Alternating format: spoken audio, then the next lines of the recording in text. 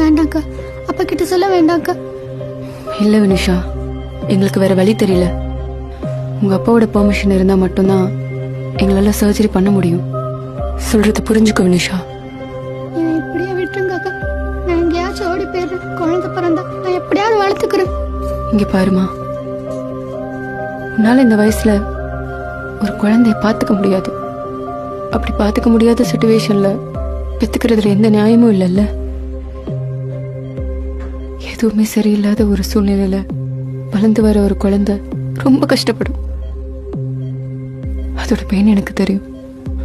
உன்னோட ஆசைக்காக பண்ண ஒரு விஷயத்துக்காக வெளியில உட்காந்துருக்க உன்னோட அப்பாவையோ பிறக்க போற இந்த குழந்தையோ தண்டிச்சிடாதமா.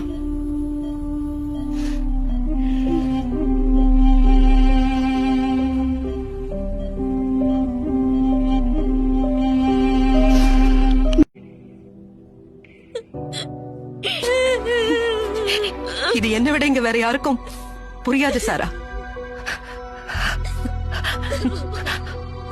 உன்னை சுத்தி இருக்கிற எல்லாரும் இத போக போக சரியாயிடும், இத மறந்துருன்னு சொல்லுவாங்க. ஆனா அது உண்மை இல்ல.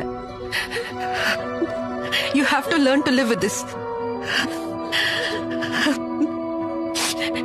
இதுக்கப்புறம் லைஃப் ஈஸியாவே இருக்காது. நீ உன்னை போட்டு ரொம்ப கஷ்டப்படுத்திக்காத, ஸ்ட்ரெஸ் பண்ணாத. அது உன் உடம்புக்கும் மைண்டுக்கும் தாங்க முடியாது.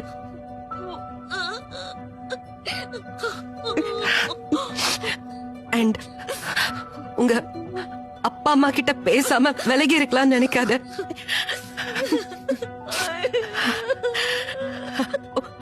உனக்கு இப்போ அவங்களும் அவங்களோட சப்போர்ட்டும் ரொம்ப முக்கியம்.